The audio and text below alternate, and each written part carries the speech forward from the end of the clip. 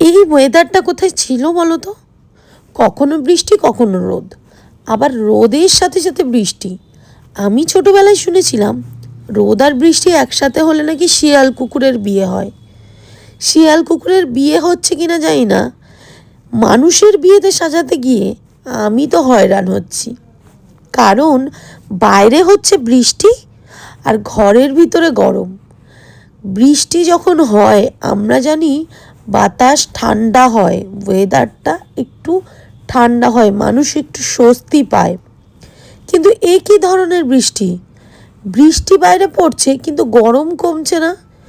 বৃষ্টি থামার সাথে সাথে আবার গরম চলে আসছে। এই ওয়েদারকে কি বলে? আমাদের যে 6টা ঋতু আছে সেই 6টা ঋতুর মধ্যে কি এই ওয়েদারের উল্লেখ কোথাও আছে? যাই হোক, ওসব কথা বাদ দাও। এই মিষ্টি মেয়েটাকে কেমন লাগছে বলো তো? এটা আমার ফ্রেন্ড বারখা। ফ্রেন্ড মানে কি, আমরা ভাঙড় গার্লসে একসাথে পড়েছি ক্লাস 10 পর্যন্ত, তারপর 11-12-এও একই স্কুলে পড়েছি। অনেক বছর পর দেখা হয়ে আমরা এত গল্প করলাম আর এত স্মুথলি মেকআপটা করলাম, সেটা তোমাদেরকে কি বলি আর। আমাদের তো গল্পের ভান্ডার হয়ে গেছিল। এই দেখো, আমি যে ওয়েদারের কথাটা বলছিলাম, যাওয়ার সময় কিন্তু বৃষ্টি ছিল না, ফেরার সময় হঠাৎ বৃষ্টি। তারপরে আমার বিকেলবেলা ছিল আবার অন্য একটা ক্লায়েন্টের বাড়িতে কাজ।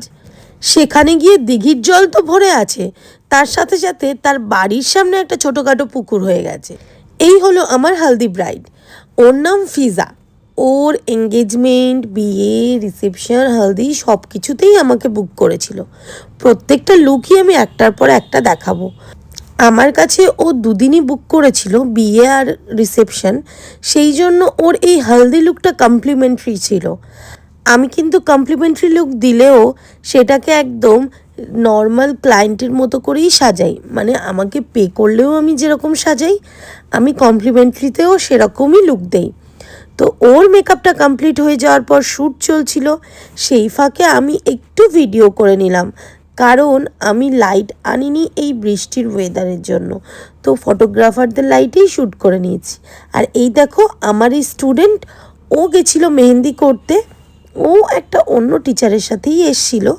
তারপর আমরা বেরিয়ে গেলাম বাড়ির উদ্দেশ্যে। বাড়ি যাওয়ার পথে দেখছি বৃষ্টি তো থেমে গেছে কিন্তু গরম কাটেনি, তাই একটু আইসক্রিম খেয়ে নিলাম।